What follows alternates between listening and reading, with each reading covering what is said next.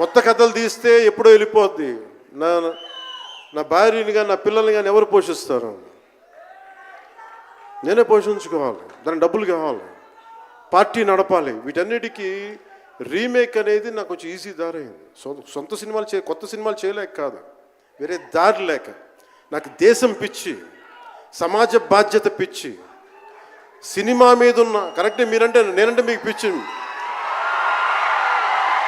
అలాంటి నేను ఒక మంచి సినిమా రావాలని కోరుకుంటే అది రత్నం గారి ద్వారా వచ్చింది. కోరుకున్నాడు ఆయన, నీతోటి ఒక బలమైన సినిమా తీయాలని. ఏదో ఆయన కూడా ముందు రీమేక్ వచ్చారు, అవి అటు ఇటు తిరిగి యాక్చువల్గా క్రిష్ గారి వల్ల ఈ సినిమా వచ్చింది. ముందు జాగర్లమూడి క్రిష్ గారికి మనందరం ముందుగా కరతాళ ధ్వనుల ద్వారా చాలా బలంగా తెలియజేయాలి. ఆయన ఒరిజినల్ ఫౌండేషనల్ వర్క్ మీద ఇది ముందు. వ్యక్తిగత కారణాలు, కొన్ని ప్రొఫెషనల్ రీజన్స్ వల్ల మధ్యలో ఆయన వెళ్ళిపోవాల్సి వచ్చింది. ఈ సినిమాకి 2 కరోనా ఇది వచ్చినాయి, 2 కరోనా వేవ్స్ కొట్టినాయి. దాని మధ్యలో నలిగిపోయింది సినిమా. అలాంటి సమయంలో ఒక ఆస్కర్ విన్నర్ ఎక్కడో మనం ఆంధ్రప్రదేశ్లో చిన్న బడ్జెట్లో సినిమా తీస్తే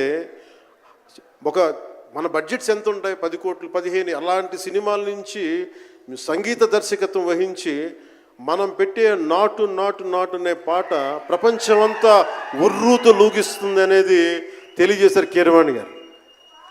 అలాంటి కీరవాణి గారు నేను ఈ సినిమాని ఎన్నిసార్లు చేసే పరిస్థితుల్లో నిజంగా ప్రతిసారి నాకు నిరుత్సాహం ఉండేది. నాకు తెలుస్తూ ఉంటుంది కదా, నిస్పృహ వచ్చినప్పుడల్లా ఆయన ఏదో ఒక ట్రైలర్ రిలీజ్ అయ్యేది, ఆయన మ్యూజిక్ చూస్తే మళ్ళీ ఒక ఉత్సాహం వచ్చేది, ఒక ప్రాణవాయువు నింపేది. సార్, ఈ సినిమాకి ఈ రోజున ఇంత బలంగా ఆత్మవిశ్వాసంతో ఉన్నామంటే you are the hero sir. You are the true hero, sir, for us. Without Kirwaniji's music, this is not Harihar Veeramal. ఈరోజు హరిహర వీరమల్లు బలంగా ఉంది అంటే it's only the dedication and the kind of effort he has put into the film is truly commendable and truly admirable, sir. We are truly, truly grateful to you, sir.